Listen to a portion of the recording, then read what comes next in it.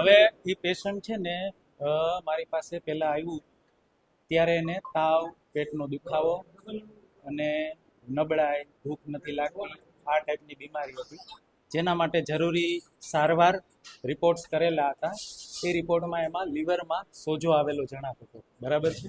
જેના માટે જરૂરી પેટ અને આંતરડાના ડૉક્ટર જે કહેવાય આપણે ગેસ્ટ્રોફિઝિશિયન, એનો ઓપિનિયન લીધો હતો. પેશન્ટ 4 થી 5 દિવસ અમારી હોસ્પિટલમાં ત્યારે એડમિટ હતું. એની સારવાર પૂર્ણ થતા બાદ પેશન્ટને ઓવરઓલ સારું જણાતા મેં એને રજા કરેલી હતી.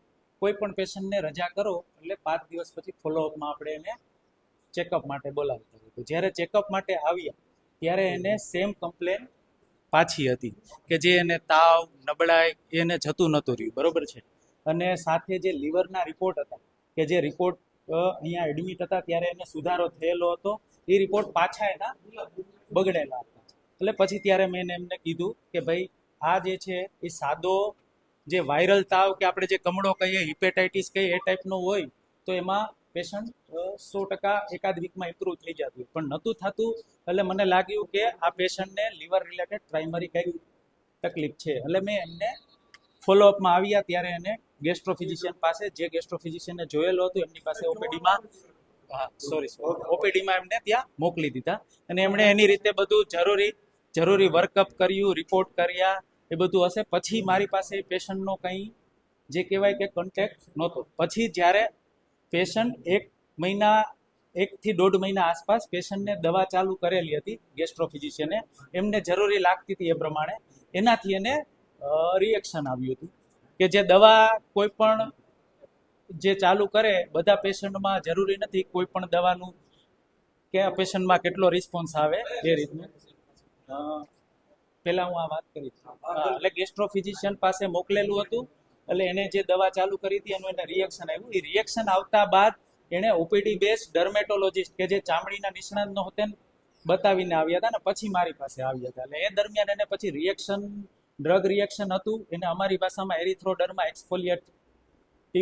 એક્સફોલિયાટાઇટિસ કહેવાય. એટલે એ જે ટાઈપનું રિએક્શન હતું અને એના માટે જે જરૂરી સારવાર ને બધું મેં આપેલું હતું. અને મારું કામ હતું એમાં સપોર્ટિવ ટ્રીટમેન્ટ કરવાનું, કારણ કે જ્યારે પણ ડ્રગ રિએક્શન આવે ત્યારે પેશન્ટના ઓવરઓલ વાઇટલ્સ જે અમે કહીએ બીપી, યુરિન આઉટપુટ, ફીવર, આ તે બધી વસ્તુ અમારે મેનેજ કરવાની હોય. સાથે એમની સાથે સુપર સ્પેશિયાલિસ્ટ જે કહેવાય કે ડર્મેટોલોજીસ્ટ, એમણે પણ જોયેલું હતું. પેશન્ટને વચ્ચે એને મગજ ઉપર પણ અસર આવી હતી આને લીધે. એટલે ન્યુરોફિઝિશિયનનો પણ આપણે ઓપિનિયન લીધેલો હતો ને એ પણ સાથે જોતા હતા.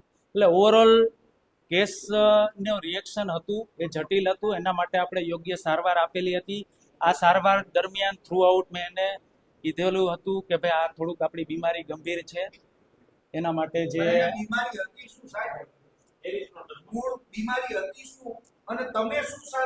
બીમારી અરે અહીંયા આવ્યા ત્યારે સાંભળો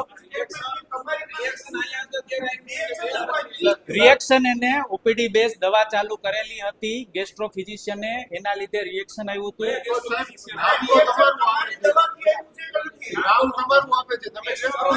સાંભળો હા, ગેસ્ટ્રોફિઝિશિયને આપેલી હતી દવા. ગેસ્ટ્રોફિઝિશિયન ડોક્ટર નીરવ પીપળિયા છે, બરોબર છે. એને છે ને એને છે ને જો એને ડાયગ્નોસિસ કરેલું હતું કે સીરો નેગેટિવ ઓટોઇમ્યુન હિપેટાઇટિસ. એ દરમિયાન એના માટે જે દવા ચાલુ કરી હતી એનાથી એને રિએક્શન આવ્યું હતું અને એ રિએક્શનની સારવાર કરી એ ગેસ્ટ્રોફિઝિશિયને કરેલું. બિલ એક્ઝેક્ટ મારે જોવું પડે, મને યાદ નથી. ના 100% એટલું બિલ નથી. પરિવારને એવા આરોપ છે કે 2.5 મહિના સુધી મેડિકેર હોસ્પિટલમાં એડમિટ રહ્યા હતા. હકીકત શું છે? કેટલા ટોટલ પેશન્ટ પહેલી વાર 5 દિવસ, પછી વચ્ચે 1-1.25 મહિના સુધી પેશન્ટ અમારે ત્યાં હતું જ નહીં. પછી પેશન્ટ વચ્ચે 14 દિવસ એડમિટ થયું, એના પછી 1 વીક પછી પાછું અઠવાડિયું એડમિટ થયું. એટલે ઓવરઓલ એને 1.5 મહિનામાં 2 થી 3 વાર એડમિટ થયેલું. અને આ દરમિયાન હા તો એ તો અહીંયા જ થઈ છે. પેશન્ટને દવા ચાલુ કરી હતી ગેસ્ટ્રોફિઝિશિયને, પછી અમારી પાસે આવ્યું ને ત્યારે ઓલરેડી પેશન્ટને રિએક્શન હતું એની સારવાર અમે કરેલી. સર એ એવું કહે છે એના પરિવારજનો કે રિએક્શન આવ્યું પછી એમને ચામડીના ડોક્ટરને બતાવ્યું. ચામડીના ડોક્ટરે એવું કીધું કે અમિત વસાણીની જે દવા છે એ બંધ કરી દો પછી તમારી એ દવા કેમ ચામડીના ડોક્ટરે બંધ કરાવી?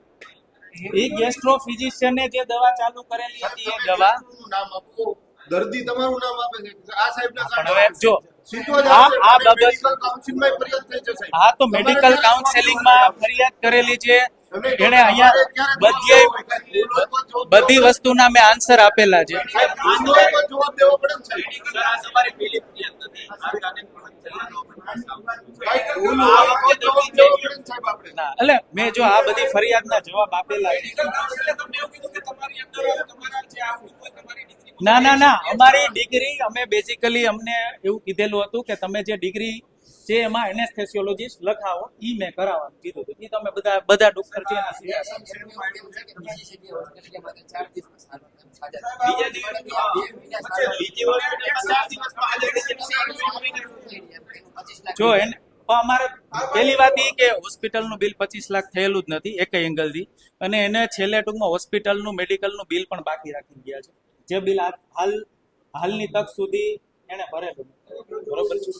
પણ સાહેબ દર્દીનું એક દર્દીને જો હું મારું સ્ટેટમેન્ટ આપું છું, દર્દી તમારા ઉપર એવો આરોપ મૂકે છે કે અહીંથી રજા લીધી, અહીંથી એમ્બ્યુલન્સમાં વહી ગયા, પછી બીજી હોસ્પિટલમાં 4 દિવસમાં હાજર થઈ ગયા, અહીંયા 1.5 મહિને તો નોંધ કરી. પેશન્ટ અહીંયા ઓલરેડી રિકવરી ફેઝમાં જ હતું. એવું નથી કે પેશન્ટ સાજું તો નહોતું. સાહેબ 2 વર્ષમાં પેશન્ટ સાંભળો પેશન્ટ ક્યારે વચ્ચે એને જ્યારે મગજની આંચકી આવી હતી એક 4-5 કલાકમાં 4-5 વાર સાંભળો દવાનું રિએક્શન આવ્યું પછી દવાનું રિએક્શન આવે એના લીધે બધું એને મગજ ઉપર દવાનું રિએક્ટ એને છે ને લીવરના ડોક્ટર જે છે ગેસ્ટ્રો ફિઝિશિયન એને સીરો નેગેટિવ ઓટોઇમ્યુન હિપેટાઇટિસ નામની બીમારી ડાયગ્નોઝ કરી હતી, અને એના માટે જે એઝાથેપ્રાન નામની દવા ચાલુ કરેલી હતી એના ઇન્ડ્યુસ એને પેશન્ટને ડ્રગ રિએક્શન આવ્યું હતું. હું એમ કહેવા માંગુ છું. એટલે એમાં ડ્રગ રિએક્શન આવી શકે. એટલે ડ્રગ રિએક્શન આવ્યું પછી પેશન્ટ અમારે ત્યાં એડમિટ થયું. બિલ એક્ઝેક્ટ નથી, એના આંકડા મારે જો અંદાજે છે ને જો મારે જોવું પડશે. પહેલી વાર 20-25 હજાર થયું હતું, બીજી વારનું બિલ 1 લાખ આસપાસ થયું હતું, ત્રીજી વારનું બિલ એને ભરેલું નથી, ઇવન મેડિકલનું બિલ પણ ભરેલું નથી. બીજા બધા રિપોર્ટ્સ ના નથી 25 લાખના આરોપ તો એની બધું બિલ બિલ પેશન્ટે 25 લાખ ભરેલું હોય તો એનો રિસિપ્ટ તો હશે ને ત્યાં એની એને પાસે. સાહેબે ત્યાં બધા કાઉન્સેલિંગમાં મને બધું પૂછ્યું હતું, એનો મેં બધું આન્સર આપ્યું. સાહેબ તમે એમાં સાહેબ શું કીધું? મેડિકલ કાઉન્સિલ તમને શું કીધું? સાહેબ મેડિકલ કાઉન્સિલ ખાલી નહીં, એક જ મિનિટ, હું હોસ્પિટલના એક ડાયરેક્ટર તરીકે કહું છું. પેશન્ટ મારું નામ ડોક્ટર અંકુર વરસાણી છે. હું આ હોસ્પિટલમાં અમિત સાહેબની ભેગો પાર્ટનર છું.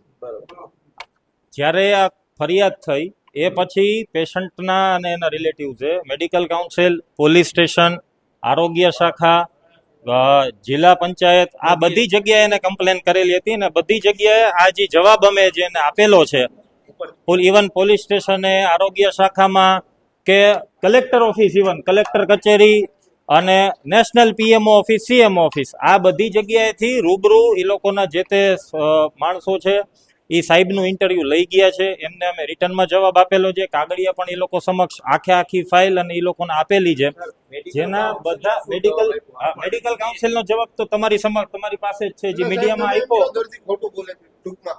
ના, દર્દી ખોટું નથી બોલતું, દર્દી પીડાણું જ છે, દર્દી પીડાણું જ છે. એમાં કોઈ જો અમે સ્વીકારી છીએ, પણ અમારા વાકને લીધે, એક મિનિટ ઉપર, અમારા વાકને લીધે પીડાણું, એ વાત તદ્દન ખોટી છે. બરોબર, જે જરૂરી નથી ને કે બેદરકારી કોઈની નથી, એ મારા અને દર્દીના નસીબ. રિએક્શન તો ભાઈ મને આવી શકે, તમને આવી શકે, બરોબર છે. અમારા વાકને લીધે રિએક્શન આવ્યું, એ વસ્તુ ખોટી છે. ના, આવે દવા આપી સાહેબ જો અમે પેલી વસ્તુ રિએક્શન આવ્યું, બેનને પીડા થઈ, એ વસ્તુ હકીકત છે, બરોબર, પણ અમારા વાકને લીધે આવ્યું, આ વસ્તુ ખોટી છે. કોઈની બેદરકારી નથી, બરોબર છે, કોઈની બેદરકારી. હા, પણ દર્દી હેરાન ન થાય, એ તો એક ના, એની ભૂલ છે એવું નથી કીધું. દવા એમને ચાલુ કરેલી છે, દવા એમને ચાલુ કરી. જો દવાથી રિએક્શન આવવું એ બોડીની તાસીર ઉપર હોય. એમને એક ઓલું કહેવાય ને કે MTCD, એટલે એને વાનો એક રિપોર્ટ પોઝિટિવ આવ્યો. એ લોકોને સામેથી અમે 2 વાર કીધું હતું કે જટિલ વસ્તુ જે આપણે જેટલા ઓપિનિયન લેવા પડશે એટલા લેશું. અમદાવાદી નહોતા જતા તો અમે સામેથી કીધું કે ભાઈ આપણે અમદાવાદ ઓપિનિયન લઈએ. બીજી વસ્તુ પેશન્ટના સગા છે, જે અમુક તો એના જેવું છે કે અમારે હગા છે, એના સગા પોતે એમ કે છે કે ના ભાઈ આ લોકો ઓલું કરે છે. હવે જે વસ્તુ મારે ના બોલવી જોઈએ કેવું પડે. પેશન્ટના હસબન્ડ છે એ દારૂ પીને અમને ફોન કરીને ધમકાવે છે. આ તો ઓલું કહેવાય કે અમારી પાસે રેકોર્ડિંગ નથી એટલે એ મારો વાક. બરોબર, ઈ અમે તો બિલ માંગ્યું ઈ એને પ્રોબ્લેમ હતો. બરોબર છે. ઈ તો જો ઓના જેવું છે કે 15 વર્ષ સુધી સારવાર લે સાહેબ, નો ના અમારી હોસ્પિટલમાં 3 વર્ષ સુધી સારવાર નથી લીધેલી. જો બીજી વાર જ્યારે દાખલ થયું, રિએક્શન થી દાખલ થયું, એની જે ટ્રીટમેન્ટ કરવાની હોય જેટલા ડોક્ટરને ટ્રીટમેન્ટ થવાથી, જો અમારી પાસે આનાથી વધારે જવાબ દેવા માટે નથી. બરોબર છે. જેટલો ખુલાસો દેવાનો હતો એ અમે આપી ચૂક્યા છીએ. બાકીનું પોલીસ સ્ટેશને જે જવાબ આપેલો છે એ મીડિયામાં અમે આપી દેશું. બરોબર છે. જે બધું ઈ અમે જેટલો જવાબ મેડિકલ કાઉન્સિલને સાંભળો, મેડિકલ કાઉન્સિલને જેટલો જવાબ આપેલો છે, જેટલો જવાબ પોલીસ સ્ટેશને આપેલો છે, એનો કાગળિયો પ્રેસ સમક્ષ પણ અમે રજૂ કરી દેશું. એમાં બધી ડિટેલ્સ છે. બરોબર, એમાં આખી સારવારની બધી જ ડિટેલ્સ છે. ઓકે, હાલો, જય શ્રી કૃષ્ણ.